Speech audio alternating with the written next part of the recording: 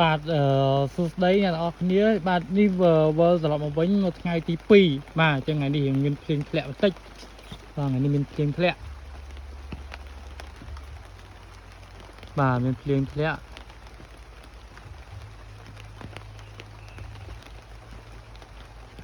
បាទទោះបីមានភ្លៀង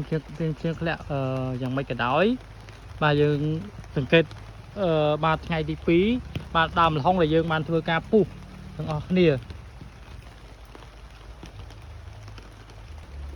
បាទឥឡូវបាន2ថ្ងៃនេះបាទអញ្ចឹងបន្ទាប់ពីយើងធ្វើការពុះពីម្សិលមិញបាទម្សិលមិញថ្ងៃទី1ឥឡូវថ្ងៃទី2បាទវាអត់បាក់អីទេបាទនៅធម្មតាដដែល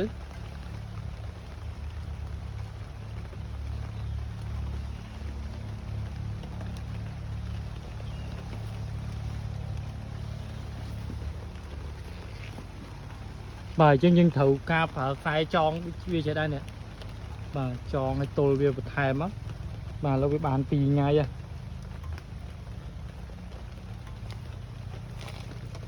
បាទឃើញថានៅល្អទាំងអស់បាទមានអីទេគ្រាន់តែវាកោងតែវាអត់បាក់ទេបាទកោងអញ្ចឹងបាទ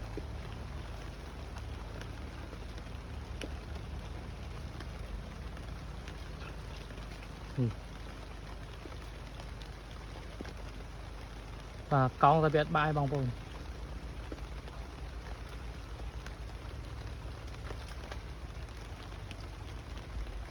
បាទយើងបាន2ថ្ងៃហើយណាបាទបាន2ថ្ងៃហើយល្ហុងរបស់យើងគឺនៅផ្លែ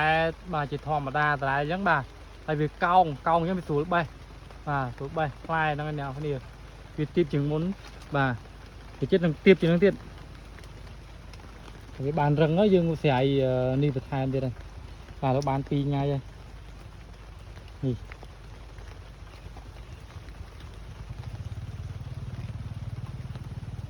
បាន2ថ្ងៃហើយយើងពិនិត្យមើលអស់នេះគឺមានសភាពល្អដដែលទេ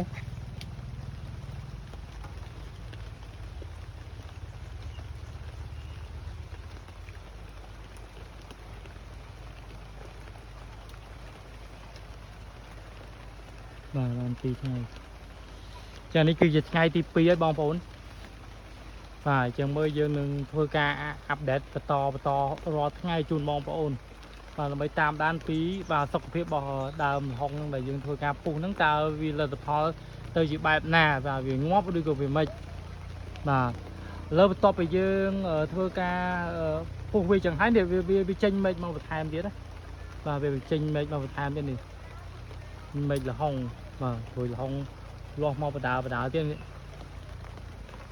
បាទយើងមិនមើលតាមដើមរបស់វាហ្នឹងបាទអញ្ចឹងថ្ងៃទី2អញ្ចឹងសូមបងប្អូនតាមដានបន្តទៀតទៅយើងនឹងចេញវីដេអូនៅថ្ងៃស្អែកបាទថ្ងៃនេះជាថ្ងៃទី2ហើយថ្ងៃស្អែកយើងចេញវីដេអូមួយទៀត